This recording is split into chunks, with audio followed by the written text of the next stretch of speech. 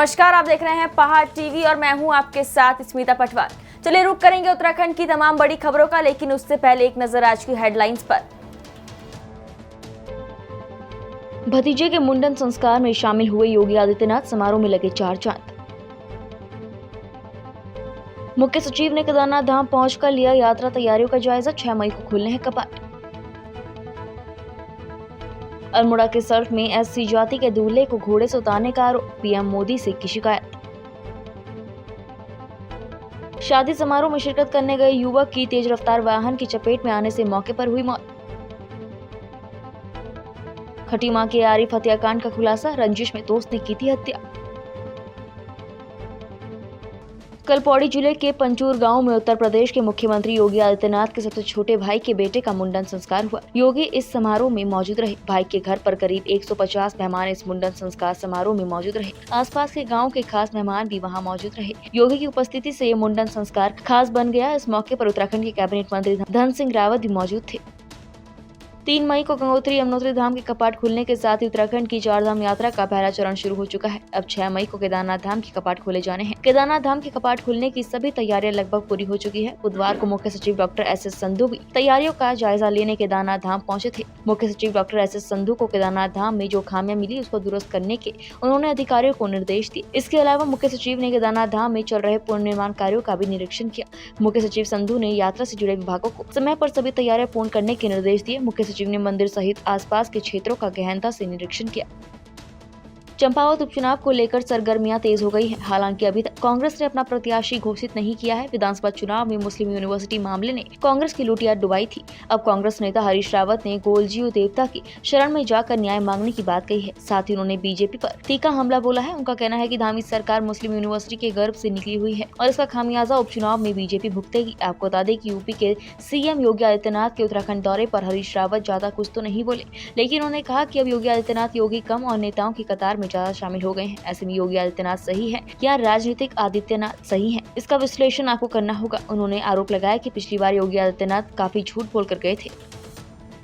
जिला पंचायत अध्यक्ष दीपक बिजलवाड़ ने उत्तराखंड को विश्व की आध्यात्मिक राजधानी घोषित करने के संदर्भ में देश के प्रधानमंत्री से गुहार लगाई है। उन्होंने कहा कि उत्तराखंड भारतीय समाज ही नहीं पूरे मानवता के लिए आध्यात्मिक भूमि राजधानी घोषित की जानी चाहिए, जिससे हिंदू धर्म की मानवतावादी विचारधारा से संपूर्ण विश्व लाभान्वित हो।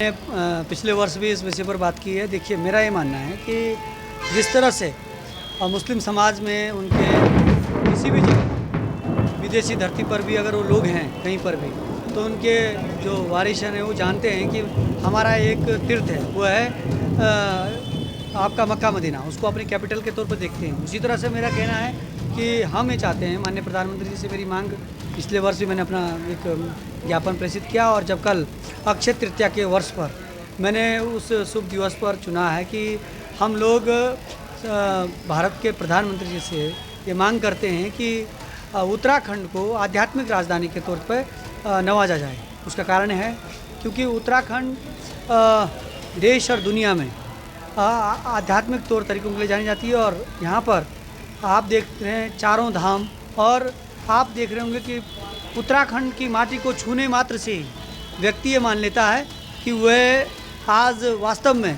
प्रभु के चरणों में है। तो हिंदुओं का भी एक कैपिटल हो और वो उत्तराखंड राज्य से बेटर कुछ नहीं है।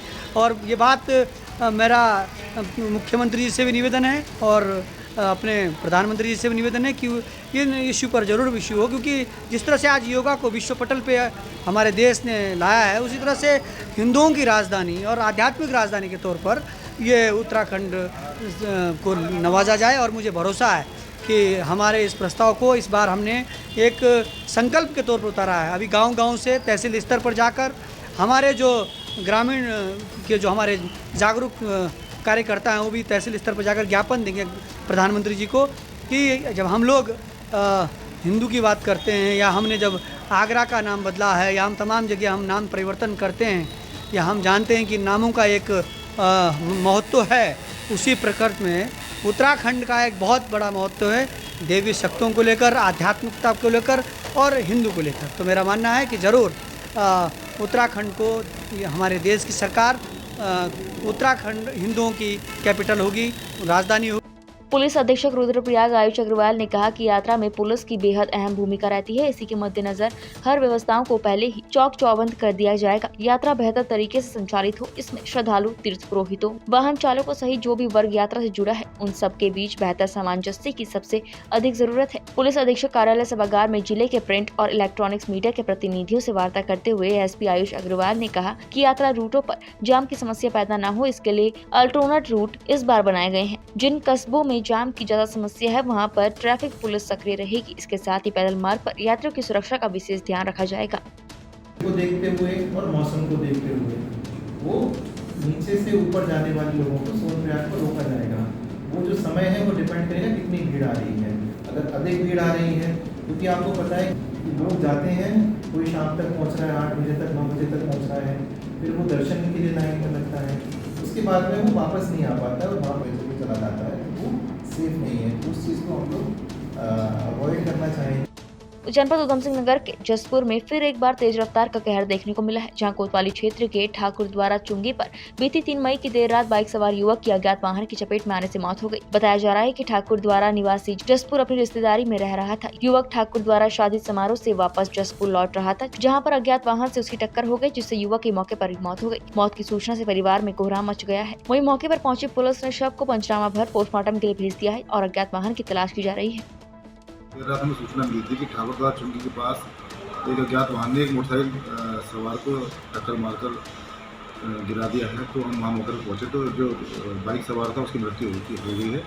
ये अरुण कुमार नाम उसका प्रकाश में आया है, जो ठाकुरद्वारा उस्मान नगर का रहने वाला है। तो उसका पंचायतनामा करके शव पोस्टमार्टम के लिए भेज दिया गया है। जिस वाहन ने टक्कर मारी इसके बारे में पता लगाया जा रहा है। पता लगाकर उचित कानूनी कार्रवाई की जाएगी। अल्मोड़ा जिले के सल्ट क्षेत्र में एक जातीय भेदभाव का मामला सामने आया है। आरोप है कि गांव के ही कुछ स्वर्ण जाति के लोगों ने अनुसूचित जाति के दूल्हे को बारात के दौरान घोड़े से उतारने और जान से मारने की धमकी दी है। दूल्हे के पिता ने इस मामले की शिकायत अल्मोड़ा डीएम, SC/ST आयोग, राज्यपाल से लेकर PM नरेंद्र मोदी तक की है। अल्मोड़ा जिले की सल्ट तहसील के ग्राम थला तड़ियाल निवासी दूल्हे के पिता का कहना है कि उनके पुत्र का विगत 2 मई को विवाह था। उनका आरोप है कि बारात प्रस्थान के वक्त लगभग 4:30 बजे थला तड़ियाल गाँव के मजबा खली टोक के स्वर्ण जाति की कुछ महिलाओं और कुछ पुरुषों द्वारा दूल्हे को अनुसूचित जाति का होने के कारण घोड़े से जबरन उतारा गया। बारात रोके जाने की कोशिश भी की गई। यही नहीं, उनका आरोप है कि उनके द्वारा जाति सूचक शब्दों का इस्तेमाल कर धमकी दी गई कि अगर बारात नहीं रोकी गई तो सभी बारातियों को कफलटा कांड की तरह जान से मार दिया जाएगा। इधर इस मामले में सल्ट तहसील के नायब तहसीलदार दीवान गिरी गोस्वामी का कहना है कि उनके संज्ञान में ऐसा मामला आने के बाद उन्होंने तुरंत कानूनगो और पटवारी को मौके पर जाँच के लिए भेज दिया है। उधम सिंह नगर के खटीमा में हुए आरिफ हत्याकांड का पुलिस ने खुलासा करते हुए उसके 2 सहित 4 आरोपियों को गिरफ्तार किया है। इनमें 2 आरोपी पंजाब के नामी बदमाश हैं। पूरा मामला एक युवती की लव मैरिज के बाद उपजी रंजिश का है, जिसमें हत्या को अंजाम दिया गया। पुलिस के अनुसार मुख्य आरोपी और मृतक दोस्त थे। इसी गाँव की रहने वाली युवती के दूसरे धर्म में शादी करने के बाद दोनों में विवाद हो गया था और आरोपी इसको लेकर रंजिश रखने लगा था। आरोपी ने युवक को जान से मारने का प्लान बनाया और 1 मई की रात शराब पीने के बहाने बुलाया, जहाँ शराब पिलाने के बाद अपने 3 साथियों की मदद से चापर से युवक की गला रेत कर हत्या कर दी गई। पुलिस अब सभी अभियुक्तों पर गैंगस्टर लगाने की बात कह रही है। 2 तारीख को कल एक सूचना मिली थी कि सरपुड़ा के पास जंगल के निकट एक लाश पड़ी है जिसका गला रेता गया है। तत्काल मौके पर SHO, CO और थाने का संपूर्ण फोर्स गया था। तो जो मृतक का शिनाख्त हुआ है आरिफ करके, आरिफ है निवासी जो है जमोर थाना कटीमा का निवासी है। तो आरिफ के भाई के तहरीर पर तत्काल मुकदमा भी कायम कर लिया गया। पंचायतनामा पोस्टमार्टम की कार्रवाई भी की गई। तो जिनके शक के आधार पर एक जो आरिफ के भाई के द्वारा जो शक व्यक्त की गई, उसके आधार पर एक व्यक्ति आज़ाद को हमने पुलिस ने गहन पूछताछ में पाया गया कि आज़ाद और आरिफ का बीच में एक लड़की को मैटर को लेकर थोड़ा सा रंजिश था, जिसके चलते पहले से ही खटपट था। और लेकिन आज़ाद और आरिफ हमेशा अच्छे दोस्त थे और रोज़ इनका खाना पीना रहता था और रोज़ इनका जंगलों में जाकर दारू पीना वो सब रहता था। तो आज़ाद के एक दोस्त हुआ है सुखविंदर उर्फ सुक्का, और सुखविंदर के घर पे 2 पंजाब के हार्डकोर क्रिमिनल आए हुए थे जिनका नाम है आशीष और विजय। ये दोनों के ऊपर पटियाला ज़िले में 307, 392 और चोरी, इन सब के संगीन अपराध है। और 307 में हाल ही में जो 307 हुआ था उसमें ये फरार चल रहे थे। वो शरण लेने के लिए यहाँ आए थे। तो ये भी बात पता चलते आई और तत्काल हमने सत्यापन अभियान जैसे ही चलाया था कल, तभी ये दोनों अभियुक्त जो है अलग से पकड़े गए थे, तो संदिग्ध के आधार पर। तो जैसे ही आज़ाद की पूछताछ में इसने ये बात बताया तो हमने इन दोनों को भी अकाउंट फॉर कर लिया। इस प्रकार पुलिस की त्वरित कार्रवाई और तत्परता और सत्यापन अभियान जो है एक तरीके से रंग लाई और कुल मिला के इस हत्या का खुलासा हो गया है, जहाँ पर चारों अभियुक्तों को हमने पकड़ लिया है तत्काल विदिन 24 आवर्स एंड उनको जेल भेजा जा रहा है। आगे गैंगस्टर की कार्रवाई भी की जाएगी। जो बरामद हुआ है वो है एक लोहे का चापड़ है और मृतक का मोटरसाइकिल है, जिसको इन्होंने नहर पे गिरा दिया था। उसको हमने पुलिस ने इसकी निशानदेही पर बरामद किया है। उत्तराखंड की तमाम बड़ी खबरों में फिलहाल इतना ही। बाकी खबरों के लिए देखते रहिए पहाड़ टीवी। नमस्कार।